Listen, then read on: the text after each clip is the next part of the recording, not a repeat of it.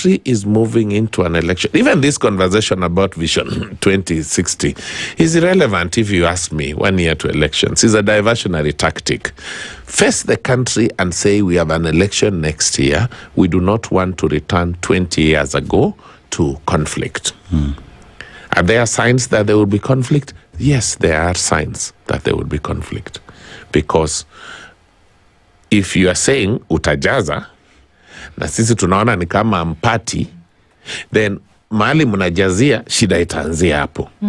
And I told you, the moment mwananchi has no money in his pocket, the moment they are not sure about what they will have for food, the moment they don't have that mattress and you want to bring it during a by-election, they know you are abusing them.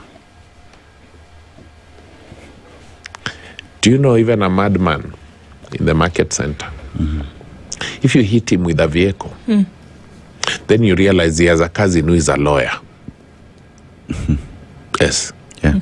Yeah? True. So don't abuse anybody. They are Kenyans. They are seeing that while they are struggling to make a living, the largesse and misuse of their resources by the government of the day that found empty coffers is that which no one can accept. And that's why Kenyans are almost saying, look, we can carry our flags and say, if this is how I'm going to die, I'll die for my country. But to shield ourselves, these goons are few. They only come because they're shielded by police, but they live among Kenyans in a place called Ahero in Kisumu County, where I come from. The citizens hunted down about 7 goons and killed them. Because they said every time we report them to police, they go in the morning, they return in the evening. They go in the morning, they return in the evening. They hunted down 7, killed. They have been buried. So that's where it is heading to. You saw the political leadership of, was it Sifuna? They were in Vihiga. Some people were attacked, sent to go and attack them. 1 or 2 were killed.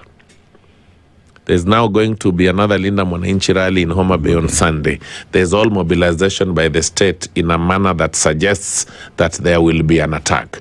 Why do you attack them? Why don't you just let them come to Homa Bay? Homa Bay is not Uganda. Homa Bay is not Tanzania. It is in Kenya. These are leaders within Kenya. So it is government that is provoking.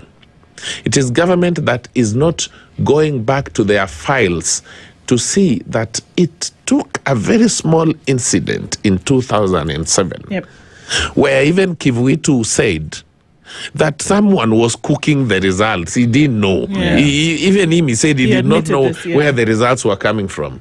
In one constituency, the voter turnout was 115%. Turnout cannot even be 100%. In that constituency, it was 115%. And Kivuitu said he did not know where they were being cooked. That's how it ended. It burnt the country. We nearly lost our country. We nearly lost this country. And people have moved on. But these are people who, by the way, will be having their tickets and passports in their jackets.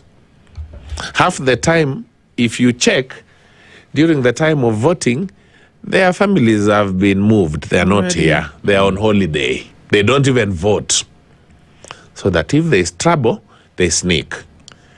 They leave the other basic Kenyan who has nowhere to turn to face that wrath. And that's why the country, if it is deciding it has a bad government in town, the one that wants to shoot them in the leg, the one that says this election we must win. You cannot say you must win an election. You can't. You can't say that. Just offer yourself there and let's wait for the votes. It's 363 days today. A conversation in KICC ought to have been a peace-building caucus. Actually, if the president was serious, the interesting thing is he's not serious.